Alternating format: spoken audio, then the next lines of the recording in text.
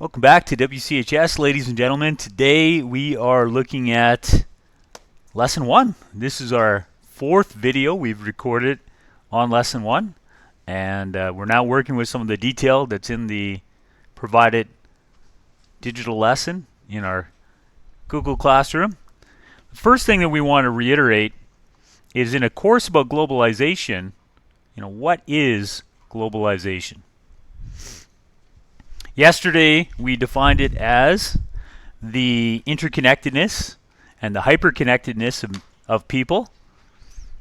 And that's a great definition. And, that definition should be enough to get you through the course, but is there another way to describe it? Maybe a more specific way to describe it. Well, globalization is the process that is making the world's citizens increasingly interdependent. So we're not just interconnected, we depend on each other. So the only thing I really learned from that first bit that's in red there is we're not just connected, we're dependent. So I might add that idea to my understanding of globalization. I'm not only connected to people in Indonesia, I depend on them, I need them. That my lifestyle is subject to their existence, and they work for me. And I work for them. We need each other. Now you will see on this lesson that there's additional links. These are other videos. Those three are the ones from yesterday's class. Those are from yesterday's class, but there will be other links from other teachers around the province that you can look at for additional information as well. So continuing with the definition of globalization, it does mean many things to many people. Globalization's been around for thousands of years. When we move on to the second unit of the year, we're going to go back to 10,000 BC and the Neolithic Revolution, and then we're going to study this course historically and chronologically. So globalization's been around for about 12,000 recorded years, and maybe thousands of years before that, but we just don't have record of it. So globalization is a phenomenon, a process that's been around for thousands of years. It has an impact on us, and we have an impact on each other.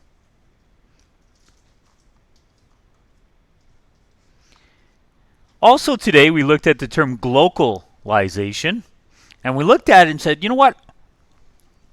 It's really a combination of two words, local and global.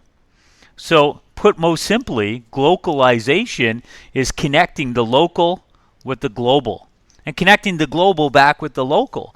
So McDonald's, a transnational corporation, a multinational corporation, really big corporation that does business in many countries, so many countries that there's a blurring, there's a transcending of, what nation does McDonald's belong to?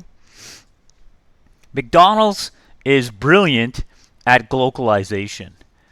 They understand the local traditions, cultures, norms, needs, and they'll change their menu. They offer beer in Germany. They offer lobster. They offer lobster in Atlantic Canada. Those are simple examples of globalization. I suggested this morning during our seminar that maybe an example that would be meaningful for our local culture would be a Bannock bison burger. And that might be just enough to get me to go back to McDonald's. Because I don't know about you, but I love bison burgers. And on a Bannock bun, that would be amazing.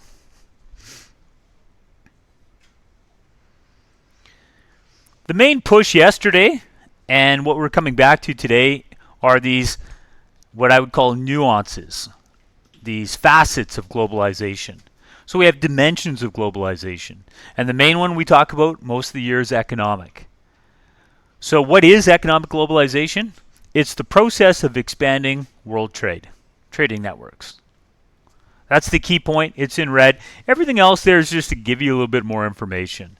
Again, we have these large companies, transnationals or multinationals, that operate in so many countries. It's difficult to really pinpoint, what nation do they represent.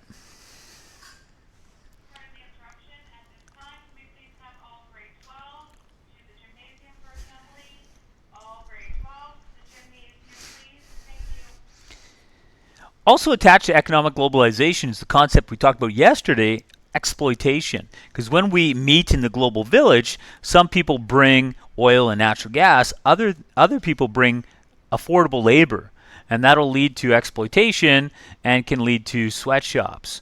Well, sometimes corporations avoid being directly linked to sweatshops by outsourcing. So Dell Computers wants to hire people to be help desk workers, but they want to have some kind of cushion, a buffer zone between them and potential controversy. So they hire a third party and they outsource that service to them. Probably the best illustration of outsourcing is looking at a car. The car might be a Volkswagen, but Volkswagen doesn't make the windshield. They get another company to make that. Volkswagen may not make the radio, the stereo. They'll get a different company that specializes in that to make the stereo. Volkswagen doesn't have its own tires. They're going to outsource that part of the vehicle to Continental or another company. In fact, when you break down a car, there might be a dozen different companies that actually made that car. It may say Volkswagen, it may say GM, it may say whatever on it, Maserati. It's not a Maserati. If you look at the Volkswagen family of companies, many of them share the same engine, and they'll just put a different logo on it. So it's still a Volkswagen engine, but they'll put a different logo on top of it to hide, what company actually created that engine. And that's the difficulty with outsourcing, is there's confusion for the consumer. Whose product am I consuming? It says it's a GM radio, but GM doesn't make its own radios. Another dimension of globalization we need to be aware of is social globalization. And again, social globalization is this idea that we meet up with other people, and because of our connections, we may rethink how we should connect with others. How should we connect with others based upon gender identification? Do genders have different roles and expectations?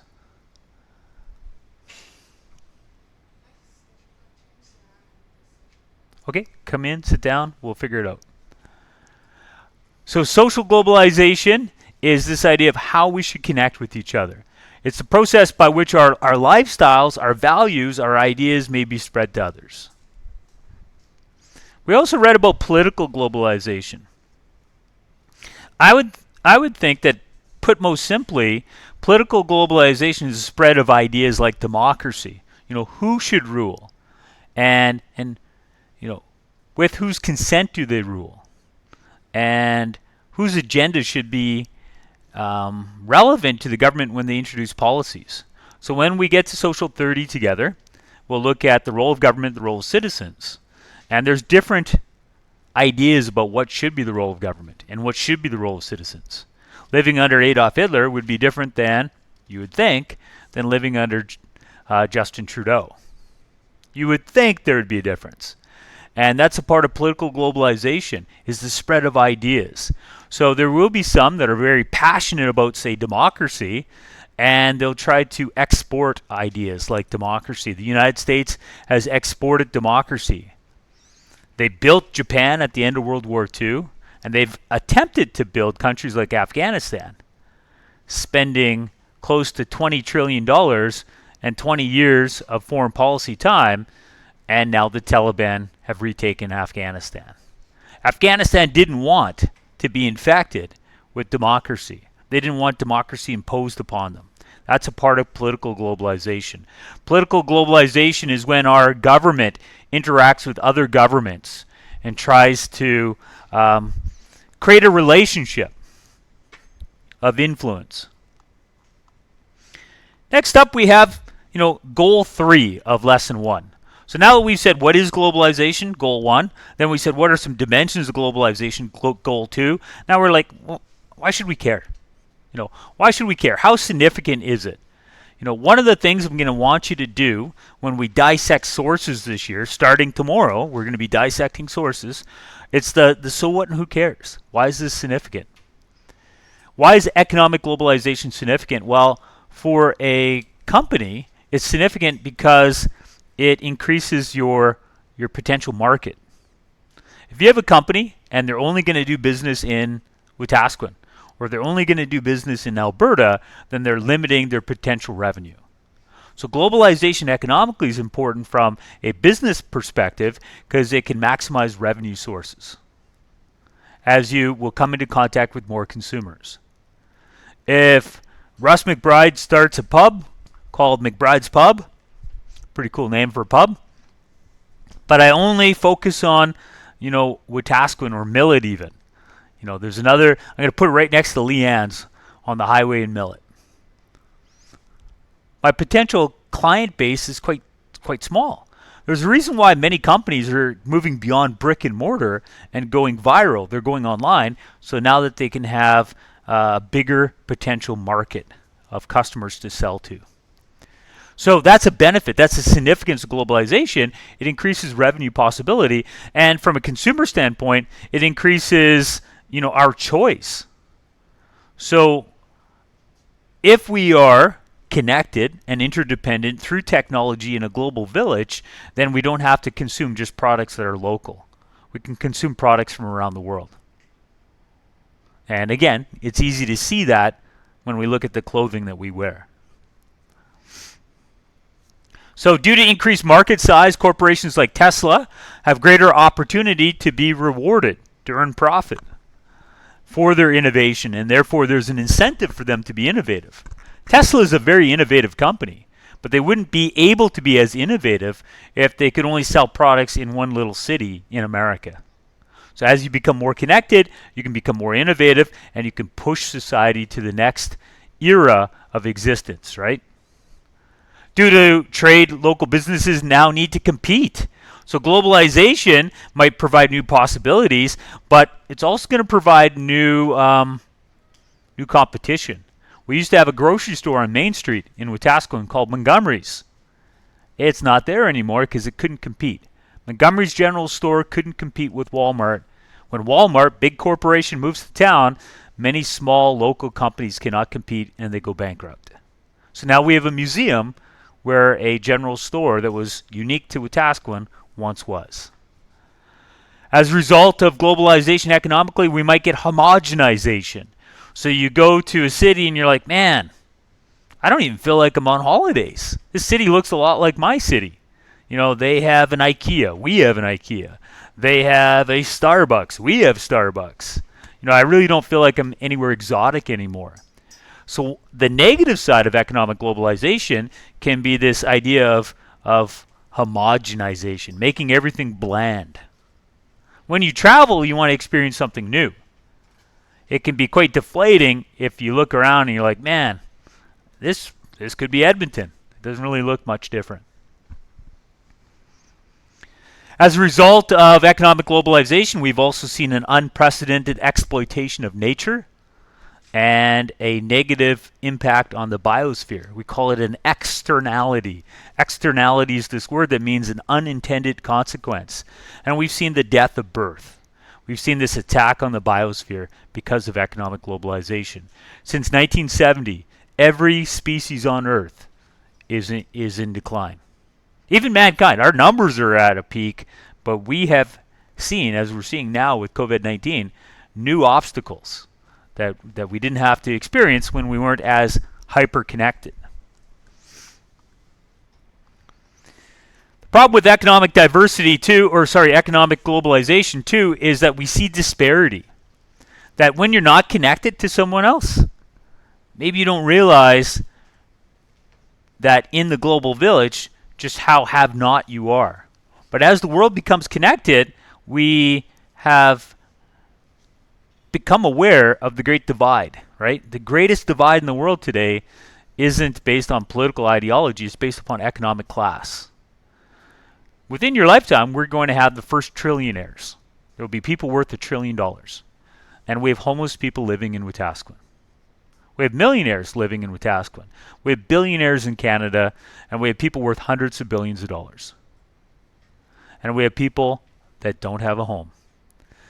And we're becoming more and more aware of that on a global scale. As we connect, as technology pulls us together, we're becoming aware that this thing that we're living in right now, this system, capitalism and democracy, it's not working for everyone.